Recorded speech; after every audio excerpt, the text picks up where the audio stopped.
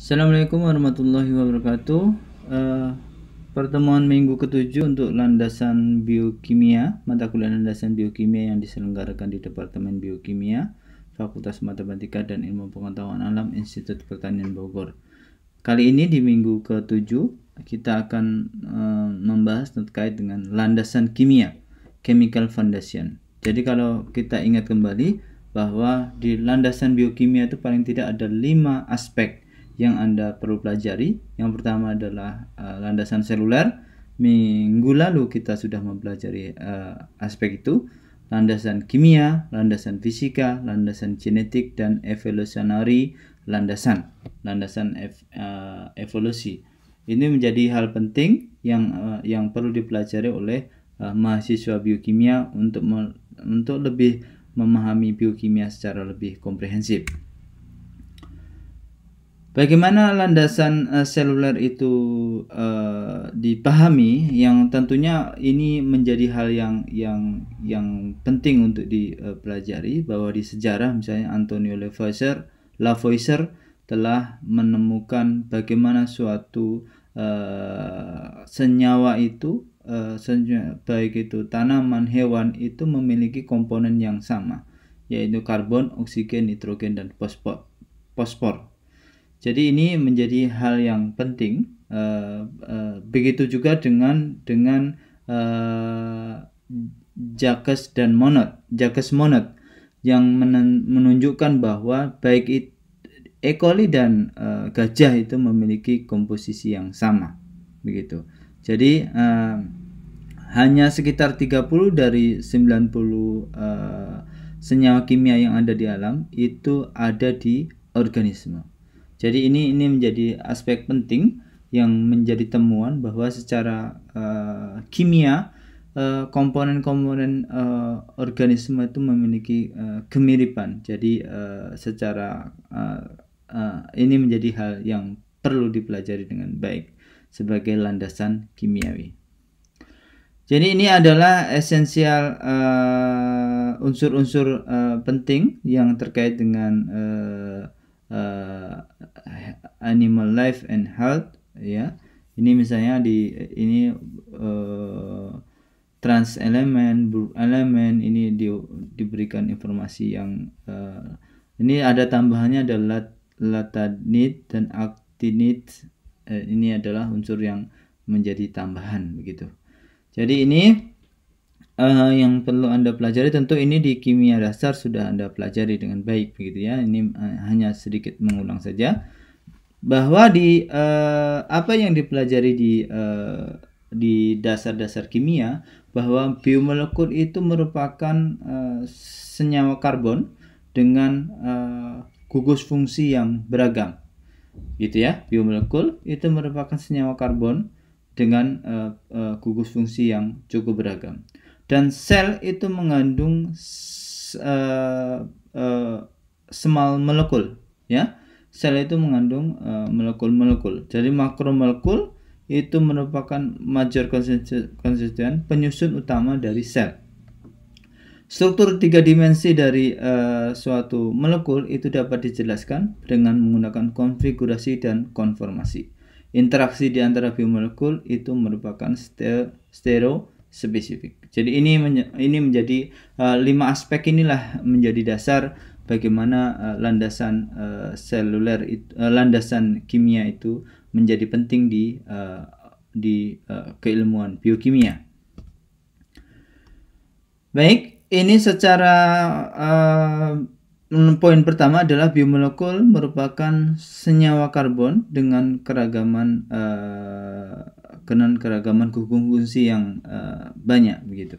Jadi kalau kita lihat senyawa karbon itu memiliki kemampuan untuk membentuk ikatan kovalen, baik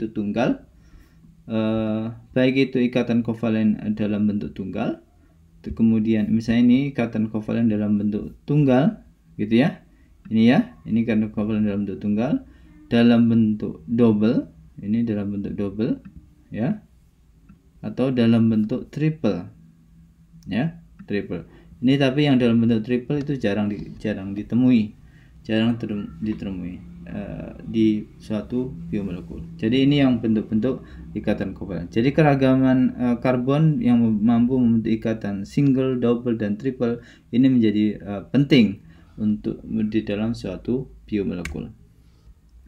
Dan secara geometri ikatan karbon itu yang pertama, karbon memiliki karakteristik tetrahedral. Jadi tetrahedral memiliki tetrahedral 4 ikatan begitu ya, 4 ikatan dengan sudut yang serupa 109,5 derajat.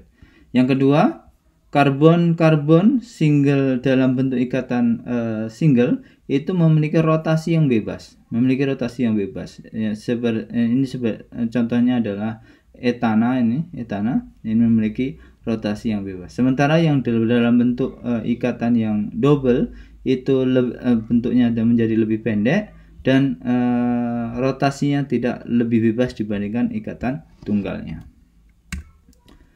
Ini adalah beberapa gugus fungsi metil misalnya di sini. Kemudian di sini ada etil, di sini ada penil. Tolong Anda pelajari di sini masing-masing gugus fungsi. Kemudian ini karbonil, eter bentuknya, karbonil dalam ini karbonil aldehid, ini karbonil keton gitu ya. Ini ester gitu. Kemudian ini karboksil, COO-, kemudian hidroksil, ROH. Kemudian ini anhidrat, ada anhidrat, ini anhidratnya ya, cirinya. Di sini ada CO, ini OCO. Di sini ada anhidrat, 2 carboxylic acid, 2 asam karboksilat begitu ya. 2 asam karboksilat ini tuan anhidrat. Kemudian ini ada amino. Nah, ini amino. Ini ada amido. Amido berarti ada tambahan amino ditambah dengan CO. Guanidino ya, ini guanidino. Terus ini imidazol, ini bentuk imidazol. Anda harus menghafal ini ya, Anda harus menghafal gugus fungsi dari biomolekul ini. Sulfidril, gugus bentuk fungsi sulfidril, SH, kemudian disulfid, SS, kemudian tioester, COS gitu ya, tioester. Kemudian fosforil, ini fosforil, kemudian fosfoanhidrat yang biasa ada di ATP di sini, fosfoanhidrat. Ini mixed anhidrat ya, CO dengan O dari sini ya, karboksil acid dan fosforik acid, atau sering disebut dengan asil fosfat. Di sini asil fosfat ya. Nah, beberapa gugus fungsi ini ada di single senyawa biomolekul. Misalnya asil koenzim A. Di sini ada tioester, ada amido, ada amido lagi, hidroksil, metil fosfoanhidrat, imidazol, kemudian amino, fosforil, dan makanya di biomolekul itu merupakan senyawa karbon dengan gugus fungsi yang beragam. Misalnya asil koenzim A memiliki gugus fungsi yang sangat beragam, dan reaktivitas suatu biomolekul ini ditentukan oleh gugus fungsi yang melekat di biomolekul itu sendiri gitu. Kemudian sel mengandung sejumlah molekul. Jadi dalam sitosol misalnya itu sekitar ada 100 sampai 200 molekul organik dengan MR sekitar 100 sampai dengan 500 massa relatifnya, termasuk asam amino, nukleotida, gula, dan turunan yang terfosforilasi, mono, tri karboksil asid misalnya. Molekulnya biasanya polar atau bermuatan, dan dia itu larut dalam air dan ada dalam ukuran dalam mikromolar sampai milimolar konsentrasinya. Metabolit sekunder misalnya morfin, quinidin, nikotin, kafein, dan lain-lain. Metabolom merupakan koleksi molekul yang ada di dalam sel. Jadi nanti ada istilah metabolom, yakni sejumlah molekul yang ada di dalam sel. Ada metabolit itu merupakan produk-produk hasil metabolisme gitu ya. Ada beberapa istilah.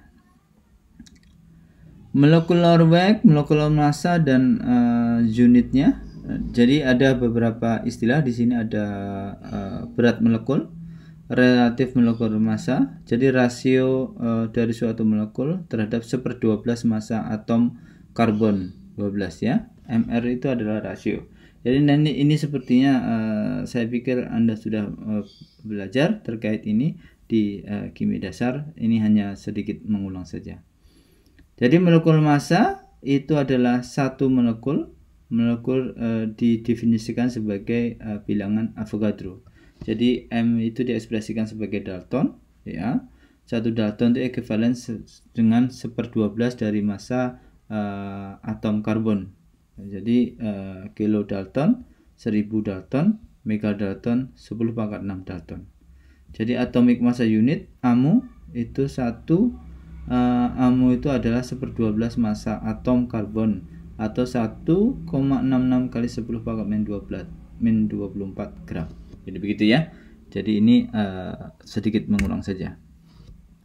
Makromolekul itu merupakan komponen dari sel. Jadi ada protein, asam nukleat, polisakarida dan lipid. Itu komponen-komponen dalam sel. Protein, misalnya ada enzim, ada struktur elemen, ada signal reseptor, transporter, itu merupakan komponen-komponen yang ada dalam membran, yang ada dalam sel. Asam nukleat, DNA dan RNA yang merupakan transformasi genetik informasi. Kemudian beberapa RNA memiliki struktur dan memiliki peranan katalisis. Kemudian polisakarida, energi yang dihasilkan untuk energi simpanan. Struktur elemen seperti spesifik binding site, spesifik cellular signal, itu adalah polisakarida. Kemudian lipid merupakan struktur komponen dari membran. Energi rich full store, jadi energi yang tersimpan dalam bentuk simpanan, pigmen, intracellular signal dan seterusnya. Jadi ini merupakan penyusun makromolekul sebagai bagian penyusun dari sel. Jadi ini kalau misalnya molekul komponen dari sel, misalnya ini kita mengambil E. coli. E. coli ada komponennya adalah protein sekitar 15%, asam nukleat, DNA, RNA 1-6%, gitu ya. Polisakarida 3%, lipid 2%, ada monomer subunit dan intermediate 2, ion inorganik ada 1%. Kurang lebih begitu ya. Ada, dan sebagian besarnya karena ini adalah sel, yaitu sitosol dalam 70% adalah air, gitu ya. Baik.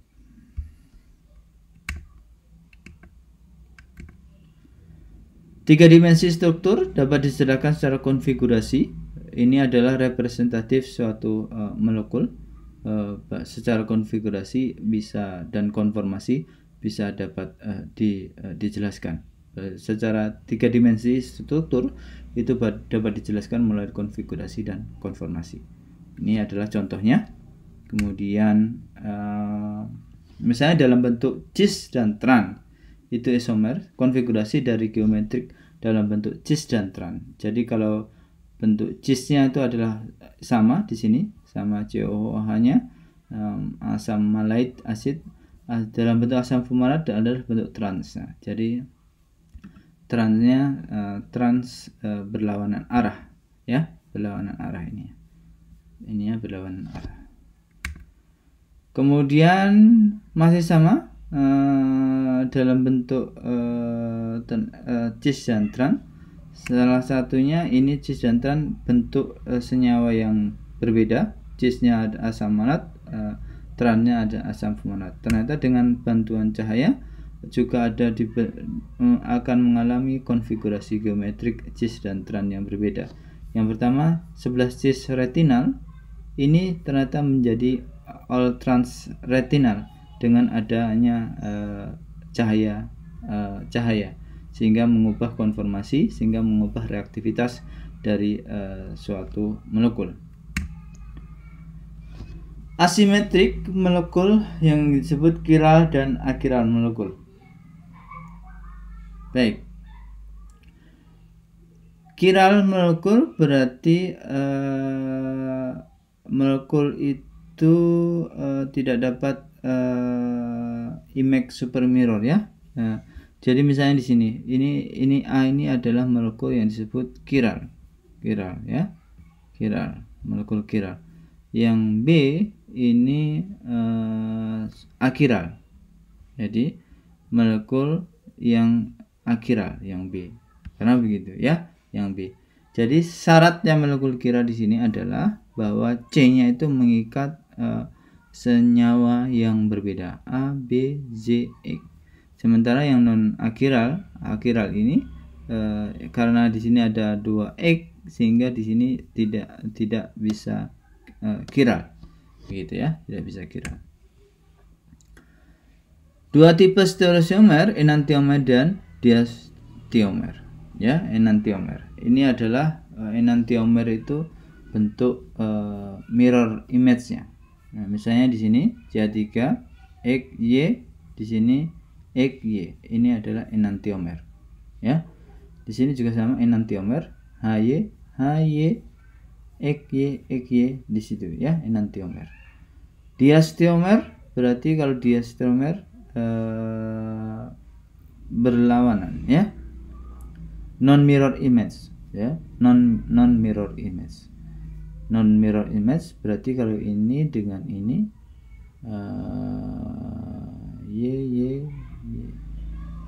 ya, non mirror image ya, ini ya. Ini non mirror image karena ini non mirror image itu ini. Ini dengan ini juga non mirror image gitu. Dan seterusnya. Jadi Anda pelajari. Jadi tidak tergambar secara cermin gitu. Bentuk RS dan DL sistem untuk nomenklatur stereo. Jadi kalau searah jarum jam itu adalah R, ini bentuknya searah jarum jam. Kalau berlawanan arah jarum jam ini adalah S, gitu ya. Subtitle ini chiral karbon ya. Kalau L glyceraldehyde berarti ini adalah L glyceraldehyde yang bagian levo. Kalau S glyceraldehyde itu berarti bagian di sini ya, S glyceraldehyde. Baik. Dari beberapa prioritas yang terikat di karbon kiral, ini tentu CH2 itu lebih prioritas daripada OH, NH2 dan seterusnya. Ini dari skala prioritas begitu. Louis Pasteur misalnya itu menemukan terkait dengan aktivitas optikal ya. Dia menemukan di sedimen kristalin bahwa ada aktivitas kristal, optical activity. Kemudian dia mencoba mengidentifikasi, ternyata dia di sini ada 2R, 3R tartaric acid, dextrorotary dan levorotary. Jadi ini dua senyawa yang berbeda yang menunjukkan kiralitas dari suatu senyawa, dan ini telah ditemukan oleh Louis Pasteur, begitu ya. Louis Pasteur ini bentuk dextro, jadi dextro itu ke arah kanan, bentuk levo berputar ke arah kiri.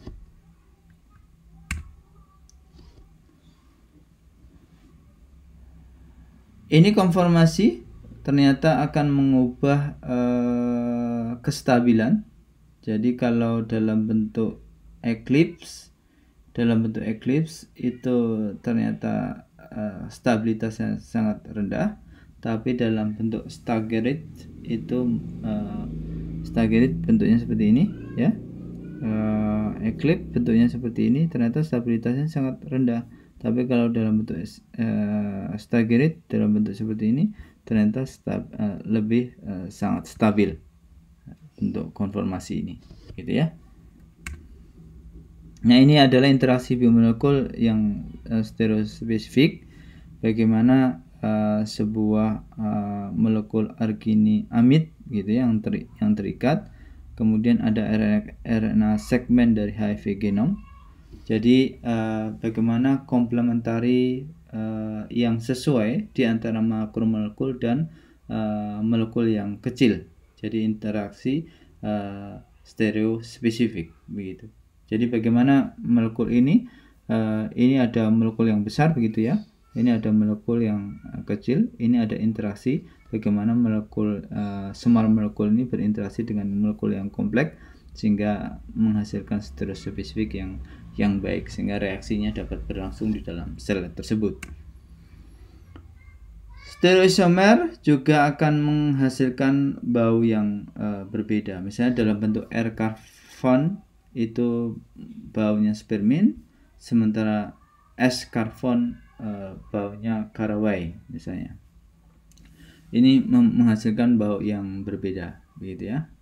Bau mint, kalau ini bau caraway, begitu ya. Terus kemudian dari segi rasa juga ternyata bentuk-bentuk ini juga menghasilkan bentuk yang berbeda. Misalnya dalam bentuk L-aspartil, L-phenylalanine methyl ester, aspartam itu rasanya manis, sementara L-aspartil dalam bentuk D misalnya, D-phenylalanine methyl ester itu rasanya sangat pahit. Nah, ini menghasilkan rasa yang stereoisomer menghasilkan rasa yang berbeda begitu. Baik, terima kasih atas perhatian dan perhatiannya untuk pertemuan materi minggu ini. Sekian dari saya. Semoga apa yang saya sampaikan menjadi ilmu yang bermanfaat. Mohon maaf jika ada kekurangan. Dan saya akhiri. Assalamualaikum warahmatullahi wabarakatuh.